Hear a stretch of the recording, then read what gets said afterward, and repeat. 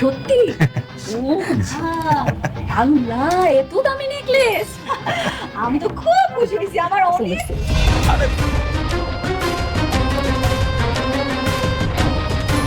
হায় হায়। আপনারা কি ভাবছেন আমার স্বর্ণের জিনিস দিবেন আর হাত করে ফালাইবেন? আপনি আমার স্বর্ণের জিনিস কিনা দিলে আমি আপনার বিয়ে করতে রাজি হইতাম? এত সহজ? বৌমা, এত দামি জিনিস আর তুমি এমনি ফেলা দিলা? তুমি কেমন দামি জিনিস কোনোদিন চোখে দেখছো? আর তাছাড়া তোমার এত অহংকার। আমার অহংকার বাড়ছে। আমার অহংকার বাড়ছে। আপনার কোনো অসুবিধা আছে তাতে? আপনার তো কোনো অসুবিধা নেই। কেন আইছেন এখানে? ভালোই ভালো কইতেছি, এখান থেকে চলে যান, নাইলে কিন্তু বডিগার্ড দিয়া ঘাস ধাক্কা দিয়া বাড়ি করে দিন। না না না না, বৌমা বৌমা, তা করে না। শোনো না মা, রাতুল অনেক ভালো ছেলে, তুমি ওর বিয়ে করো, কিন্তু তুমি খুব ভালো থাকবা। পাঠান বলতেছি। সিকিউরিটি ওদেরকে খাট ঢাকা দেবে এখান থেকে। আচ্ছা যাইছি যাইছি।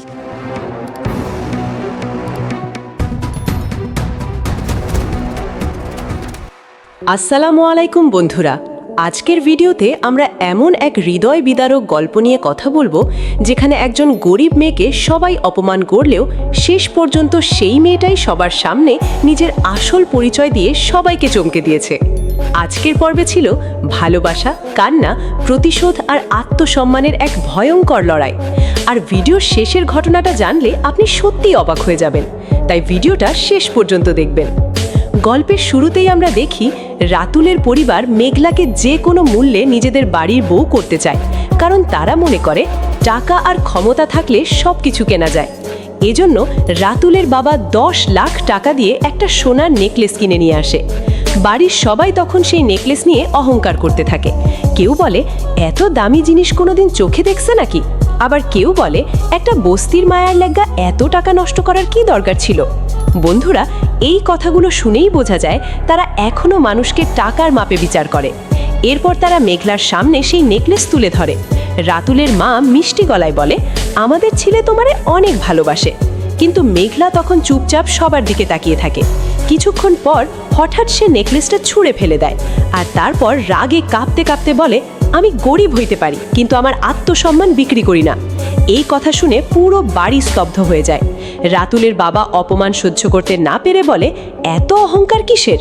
তখন মেঘলা উত্তর দেয়, যার সম্মান আছে তার অহংকারও থাকে। এরপর শুরু হয় আসল নাটক। রাতুলের পরিবার মেঘলার মা বাবাকে ভয় দেখাতে শুরু করে। তারা বলে, এই বিয়ে না হলে তোমরা রাস্তায় থাকবা। মানে তারা ভালোবাসা না, ক্ষমতা দেখিয়ে সম্পর্ক করতে চাচ্ছিল। অন্যদিকে তখন অনিক আর বৃষ্টির সংসারেও চলছিল অন্যরকম ঝড়। একদিন বৃষ্টি ডাক্তার দেখিয়ে বাসায় ফিরে আসে। তার চোখে মুখে অদ্ভুত এক ভয়, কারণ সে জানতে পেরেছে সে মা হতে চলেছে। কিন্তু এই খবরটা শুনে অনেক খুশিতে আত্মহারা হয়ে যায়। সে হাসতে হাসতে বলে, আমাদের বাচ্চা আইলে আমি ওরে পৃথিবীর সবচেয়ে সুখী মানুষ বানাবো। কিন্তু বন্ধুরা, বৃষ্টির মুখে তখনও হাসি ছিল না, কারণ সে জানতো তাদের সংসারের ভিতরে এখনো অনেক অন্ধকার লুকিয়ে আছে। এরপর গল্পে আসে সবচেয়ে অপমানের দৃশ্য। অনিক আর বৃষ্টিকে দাওয়াত দেওয়া হয় এক বড় অনুষ্ঠানে। সেখানে দেশের বড় বড় ব্যবসায়ীরা উপস্থিত ছিল। অনুষ্ঠানটা ছিল আনিস চৌধুরীর মেয়ের এঙ্গেজমেন্ট।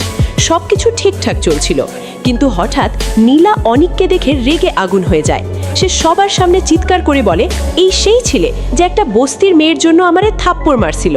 মুহূর্তের মধ্যেই পুরো অনুষ্ঠান থমকে যায়। সবাই অনিকের দিকে তাকাতে থাকে। অনেক বোঝানোর চেষ্টা করে ওইটা একটা ভুল বোঝাবুঝি আছিল, কিন্তু নীলা থামে না। সে বলে, আজকে আমি ওই অপমানের প্রতিশোধ নেব। এরপর আনিস চৌধুরীর রাগে বলে, আমার মেয়ে যদি থাপ্পড় মারতে না পারে তাহলে সব ব্যবসা শেষ। বন্ধুরা, এই একটা সংলাপেই বোঝা যায় তারা মানুষের সম্মানের কোনো মূল্যই দেয় না। ঠিক তখনই বৃষ্টির সামনে এসে দাঁড়ায়। সে কাঁদতে কাঁদতে বলে, আমি বেঁচে থাকতে কেউ আমার স্বামীরে অপমান করতে পারবো না। এই দৃশ্য দেখে সবাই অবাক হয়ে যায়, কারণ এত শান্ত একটা মেয়ে হঠাৎ নিজের স্বামীর জন্য পুরো দুনিয়ার বিরুদ্ধে দাঁড়িয়ে গেল। এরপর অনিক আর বৃষ্টি অনুষ্ঠান ছেড়ে চলে আসে, কিন্তু তাদের বিপদ তখনই শুরু হয়।